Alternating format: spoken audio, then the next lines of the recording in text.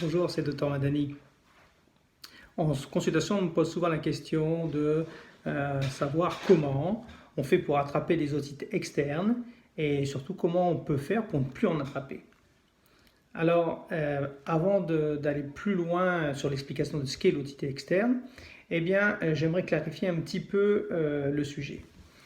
Souvent, on confond, à juste titre d'ailleurs, les otites. Alors, vous connaissez ce schéma. C'est le schéma d'une oreille avec le pavillon de l'oreille, le long tunnel qui est le conduit auditif externe, et c'est là où il y a les petits bouchons et où on nettoie avec les Q-tips. Au bout, vous avez le tympan, puis derrière, vous avez une chambre, derrière le tympan, une chambre qui est l'oreille moyenne. Alors, quand on parle d'otite avec un enfant qui a une otite qui a été traité par un antibiotique par la bouche, souvent, il s'agit de l'otite moyenne aiguë qui se passe ici. Aujourd'hui, on ne va pas parler de ça, on va parler de l'infection de l'oreille, mais à l'extérieur de l'otite externe, qui se situe au niveau du conduit auditif externe et sur la paroi externe du tympan. Voilà, ça c'était pour clarifier un petit peu le sujet. Alors, l'otite externe, c'est une infection qui est généralement due à un agent infectieux bactérien. Il y en a deux qui posent problème généralement, pour ceux que ça intéresse. Il y a le Pseudomonas aeruginosa et puis le Staphylococcus aureus.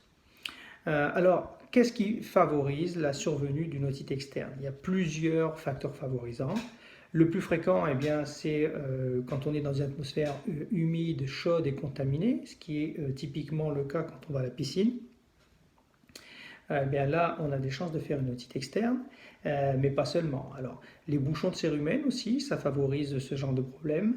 Avoir un traumatisme au niveau du conduit avec les cotons-tiges, les Q-tips, ou alors avec un corps étranger.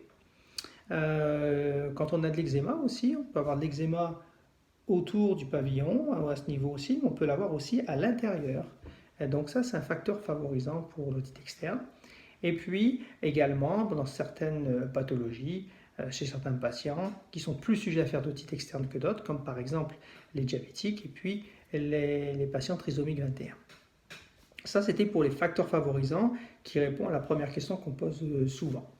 Maintenant, alors, comment on va savoir à peu près qu'on fait une otite externe? Il y a une clinique assez vraiment spécifique. Tellement spécifique que généralement, on n'a pas besoin de faire des explorations pour faire le diagnostic. Alors, qu'est-ce qu'on va avoir? Généralement, on va avoir un conduit qui va nous gratter un petit peu. Et puis, ça s'associe très souvent avec une douleur qui est d'intensité variable, mais généralement qui est quand même très désagréable. On peut avoir également un écoulement. La différence entre une otite moyenne qui se serait perforée et une otite externe qui a un écoulement, c'est la quantité de l'écoulement. Alors, dans une otite moyenne qui perfore, il y a beaucoup plus de pus qui va sortir que quand c'est l'otite externe qui est l'infection à ce niveau-là qui va faire des sécrétions purulentes. Mais quand même, il y a un écoulement qui peut être purulent également. Vous avez la possibilité, alors quand il y a une inflammation du conduit auditif externe, il y a généralement une diminution de la lumière au niveau de ce conduit. Et on peut imaginer qu'il peut y avoir une sténose liée à l'inflammation. Si on regardait dedans, on verrait, le médecin c'est ce qu'il fait en regardant avec son otoscope, il va voir de la rougeur, de l'œdème, de la sécrétion purulente. Et on peut imaginer que comme c'est fermé, on va entendre moins bien, le son va moins bien passer pour stimuler le tympan. Donc on peut avoir une diminution d'audition. Parfois, on peut avoir une complication. Et si vous avez dans un contexte d'otite externe avec les symptômes que je viens de dire, une rougeur du pavillon ou bien alors une enflure au niveau à l'arrière du pavillon de l'oreille, une enflure qui est rouge et qui est très douloureuse, des fois associée à de la fièvre, on est dans le stade de complication d'une cellulite qui est une urgence thérapeutique. Il faut absolument aller voir son médecin rapidement si ça vous arrive. Donc voilà en gros les symptômes que l'on peut avoir quand on a une otite externe. Alors maintenant, on va rentrer dans le vif du sujet. Quels sont les traitements? Alors bien sûr, l'idéal, c'est le traitement préventif. Ça, c'est pour les parents qui me demandent qu'est-ce qu'on peut faire pour que l'otite ne revienne plus. Eh bien, il faut avoir une attitude préventive. Comment? Eh bien, en essayant d'éviter les bouchons de cérumen, la formation de ces bouchons, en mettant de l'huile régulièrement, des gouttes d'huile, une goutte d'huile d'olive par exemple, 2 fois par semaine, mardi, vendredi, régulièrement à votre enfant pour que le bouchon ne se forme pas. Il faut aussi éviter de traumatiser le conduit auditif externe, c'est-à-dire éviter d'utiliser le coton-tige et puis de frotter pour essayer de nettoyer au maximum. C'est le meilleur moyen d'attraper une infection à cet endroit-là. Quand vous allez à la piscine, eh bien, après, il faut bien sécher au maximum le conduit et l'oreille.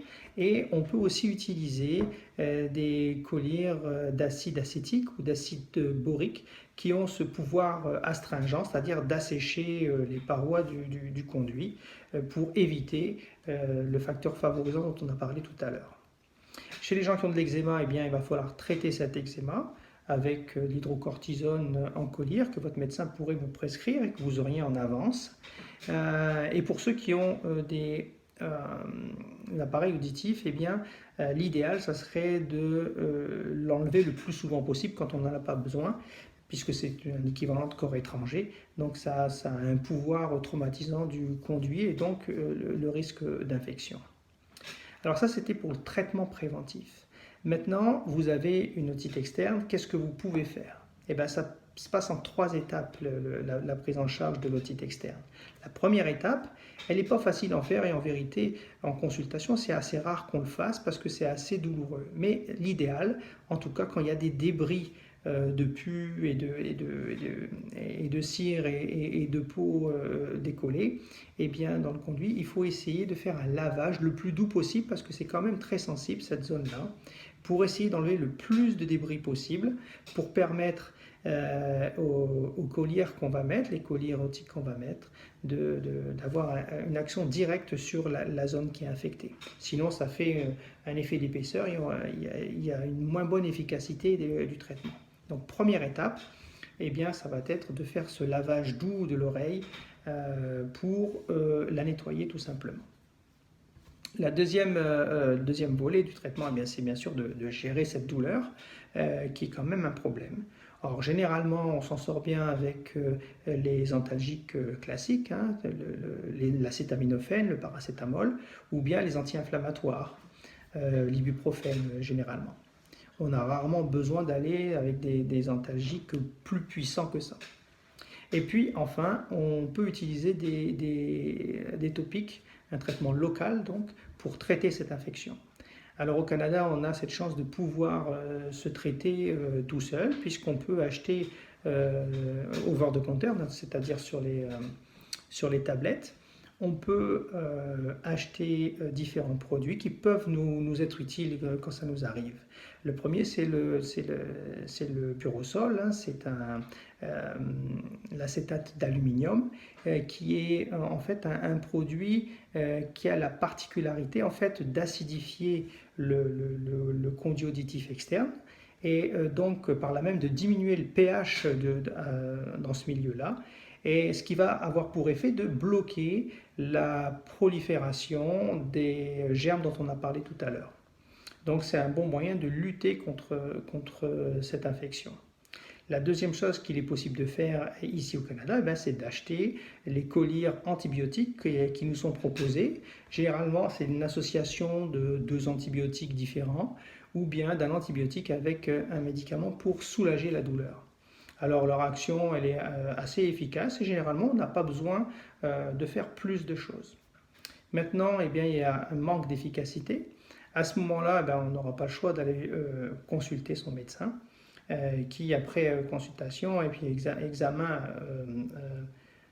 approprié de l'oreille, dans la grande majorité des cas, prescrira un autre collyre antibiotique qui va associer un antibiotique avec un anti-inflammatoire puissant, l'hydrocortisone. Alors l'antibiotique, souvent, ce qu'on utilise, c'est la ciprofloxacine. qui est un antibiotique qui est efficace sur les 2 germes dont on a parlé tout à l'heure.